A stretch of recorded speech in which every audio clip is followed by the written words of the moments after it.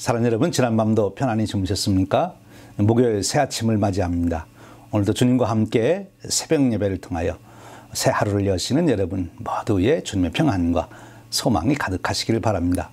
오늘 함께 나눌 은혜의 말씀은 사도행전 2장 3절에서 13절 말씀입니다. 사도행전 22장 3절에서 13절 말씀 함께 봉독합니다.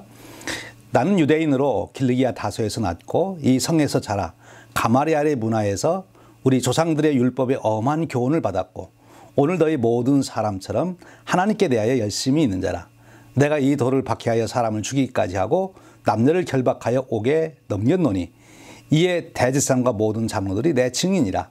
또 내가 그들에게 다메섹 형제들에게 가는 공문을 받아가지고 거기 있는 자들도 결박하여 예루살렘으로 끌어다가 형벌받게 하려고 가더니 가는 중 다메섹 가까이 갔을 때에 오정쯤 되어 호련히 하늘로부터 큰 빛이 나를 둘러 비치매 내가 땅에 엎드려져 들으니 소리 있어 이르되 사울아 사울아 네가 왜 나를 박해하느냐 하시거늘 내가 대답하되 주님 누구시니까 하니 이르시되 나는 내가 박해하는 나사렛 예수라 하시더라. 나와 함께 있는 사람들의 빛은 보면서도 나에게 말씀하신 이의 소리는 듣지 못하더라. 내가 이르되 주님 무엇을 하리이까? 주께서 이르시되 일어나 다메섹으로 들어가라. 네가 해야 할 모든 것을 거기서 누가 이르리라 하시거늘 나는 그 빛의 광채로 말미암아 볼 수 없게 되었으므로 나와 함께 있는 사람들의 손에 끌려 다메섹에 들어갔노라. 율법에 따라 경건한 사람으로 거기 사는 모든 유대인들에게 칭찬을 듣는 아나니아라 하는 이가 내게 와 곁에 서서 말하되 형제 사울아 다시 보라 하거늘 즉시 그를 쳐다보았노라.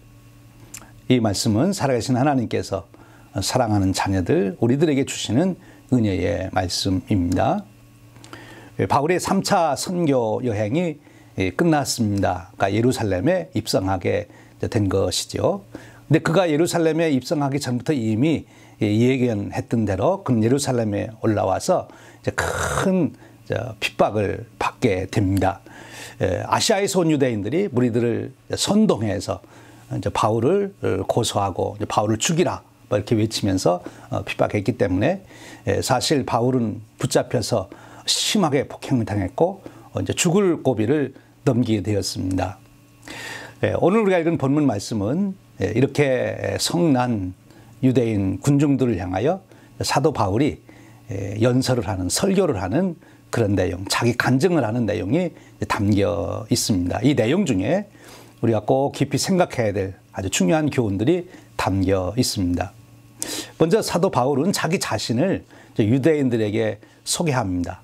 이 성난 유대인들에게 자기 자신을 소개함으로써 그들과 공감을 얻어서 그들의 소요를 가라앉히고 또 더 큰 목적으로는 자기가 만난 예수 그리스도, 우리의 구세주이신 예수 그리스도를 증거하기 위해서 자기소개를 하는 거지요. 자기가 얼마나 유대인이었는가를 1절에 이렇게 말합니다. 나는 유대인으로 길르기아 다소에서 났고 이 성에서 자라 가마리엘의 문화에서 우리 조상들의 율법에 엄한 교훈을 받았고 오늘 너의 모든 사람처럼 하나님께 대하여 열심히 있는 자라. 나는 유대인이라 이렇게 말을 합니다. 지금 바울이 여기서 말을 할 때도 아람어로 해서 유대인들에게 친근감을 주게 되지요. 그리고 가마리알 문화에서 우리 조상들의 율법에 엄한 교훈을 받았다. 여기 우리 조상이라 해서 그들과 공감을 형성합니다. 그리고 율법에 엄한 교훈해서 지금 이 소요를 일으킨 사람들이 바울을 핍박하는 사람들이 다 율법 지킨다고 지금 명분을 삼아서 그러거든요. 그러니까 나도 엄한 율법의 교훈을 받았다. 나도 너희들처럼 율법을 잘 안다. 그렇게 지금 말하고 있는 거지요. 그러면서 아주 중요한 얘기를 합니다. 나는 가마리엘의 문화에서 교훈을 받았다. 이 유대인들에게 있어서 그 당시에 가마리엘 문화에서 교훈을 받았다는 것은 굉장한 축복이고 특권이고 자랑이고 영광이었습니다. 왜냐하면 이 가말이라고 하는 랍비가 유대인들이 말하는 유대의 7대 랍비 중에 한 사람이었어요. 당대에 가장 존경을 받는 석학이요 또 인격적으로 훌륭한 그런 스승이었다 하는 것입니다. 근데 바로 자기가 가마리아의 문화에서 그 율법을 배웠다. 그러니까 그 당시 누구보다도 이 바울은 자신 있게 율법에 대해서라면 일가견 있고 또 말할 수 있는 자격이 있는 또 능력이 있는 그런 사람이었죠. 자기가 그렇게 했다는 거죠. 근데 그런 그 열심으로 자기가 율법을 익힌 것 다 보태서 그런 자신을 특별하게 소개하는데 뭐라고 소개하는가 하면 열심히 있는 자다. 너희 모든 사람처럼 하나님께 대하여 열심히 있는 자다. 지금 이 사람들이 소요를 일으킨 것이 자기들 명분으로는 하나님께 대한 열심으로 그렇게 한다. 지금 그 명분을 가지고 있거든요. 그러니까 하나님을 잘못 전하고 하나님을 모독하고 이러는 자를 우리가 그냥 살려둘 수 없다. 바울이 지금 그렇게 했기 때문에 즉 율법을 잘 안 지킴으로 하나님을 모독했다 해서 지금 바울을 죽이자고 그러는 거거든요. 근데 이 바울이 나도 하나님에 대하여 너희들처럼 이렇게 열심히 있다 하는 것입니다. 여기 나오는 열심이라고 하는 단어는 참 귀하고 중요한 단어입니다. 우리 인생에 있어서 열심이 없다면 이룰 것이 아무것도 없죠. 무엇인가 이루고 그 속에서 보람과 행복을 찾았던 사람들은 모두 인생을 열정적으로 열심으로 살아갔던 사람입니다. 바울이 여기 율법을 공부한 내용에서도 보잖아요. 가마리알 문화에서 공부했다. 그 당시 가마리엘 문화에 가서 공부를 하려면 정말 열심히 공부를 해야 됐겠지요. 들어가기도 힘들었지만 그 과정을 마치기가 그렇게 힘들었다고 합니다. 근데 그 열심을 가지고 있어요. 그 열심은 근본적으로 무엇을 위한 열심인가 하면 하나님에 대한 열심. 하나님을 어떻게 하면 잘 믿고 하나님의 말씀을 지키고 하나님께 영광을 돌릴까. 그래서 자기가 그렇게 열심을 했다는 거죠. 유대인들에게 있어서 열심은 대단히 중요한 덕목입니다. 구약의 모든 예언자들, 선지자들이 한결같이 자신을 소개할 때 나는 하나님에 대한 열심이 득심한 자입니다. 라고 이제 소개를 하잖아요. 그렇습니다. 여러분, 우리가 인생을 살아가며 그럭저럭 살아가는 것이 아니라 열정 인생을 살아가는 그런 축복이 있기를 축원합니다. 근데 그 하나님에 대한 열심이라고 하는 단어에서 우리가 열심의 그 근본을 알게 되는데요. 사람이 언제 정말 식어지지 않는 열정을 갖게 되느냐 하면 그 단어 자체의 의미가 있어요. 그 열심, 열정을 영어로는 enthusiasm이라고 얘기하는데 여기 N은 인, 안에라는 말이고 enthusiasm은 theos, 하나님이라고 하는 말이 합성돼서 된 거니까 하나님 안에 있는 게 열정, 열심이다. 그렇죠. 누구든지 하나님을 만나고 하나님의 은혜를 힘입고 보면 열심을 안 할 수가 없는 거지요. 교회에서도 가장 열정적으로 교회를 섬기는 분들은 다 보면 하나님의 은혜를 깊이 경험한 분들이죠. 하나님의 은혜를 깊이 경험하면 열심히 안 일어날 수가 없는 거죠. 지금 바울이 자기도 그런 열정을 가지고 있다 이렇게 말하고 있습니다. 근데 그 열정이 얼마만큼 강했는지 4절 5절에서 이렇게 말합니다. 내가 이 돌을 박해하여 사람을 죽이기까지 하고 남녀를 결박하여 옥에 넘겼으니 노니 이에 대제사장과 모든 장로들이 내 증인이라. 또 내가 그들에게 다메섹 형제들에게 가는 공문을 받아가지고 거기 있는 자들도 결박하여 예루살렘으로 끌어다가 형벌을 받게 가더니 너희들이 지금 나를 오해하고 이렇게 핍박하지만 나도 그랬었다.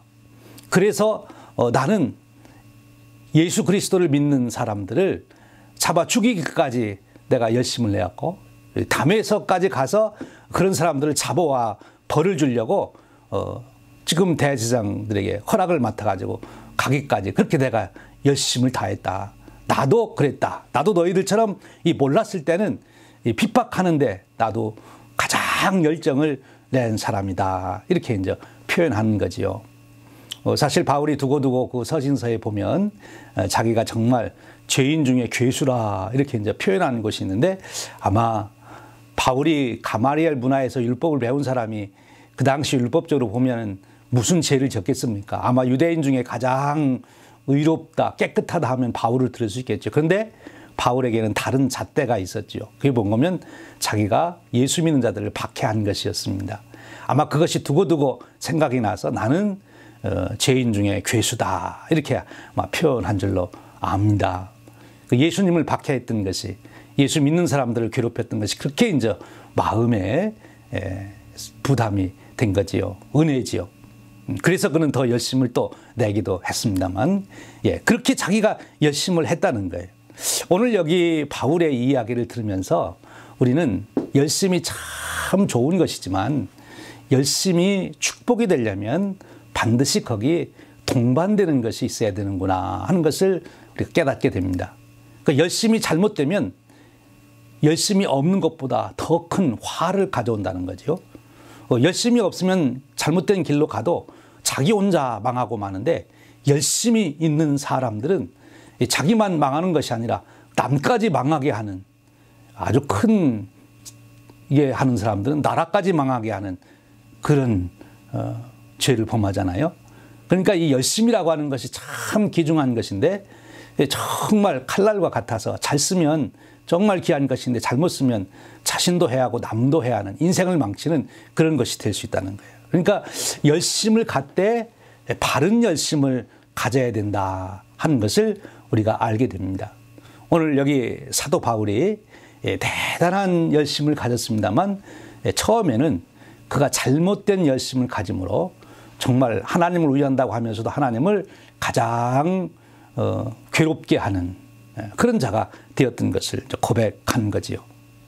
그래서 왜 그러면 이 열심을 갖는다고 하는 것이 바른 방향을 잡지 못하면 해가 되느냐 하는 것은 이런 예로도 들을 수 있어요.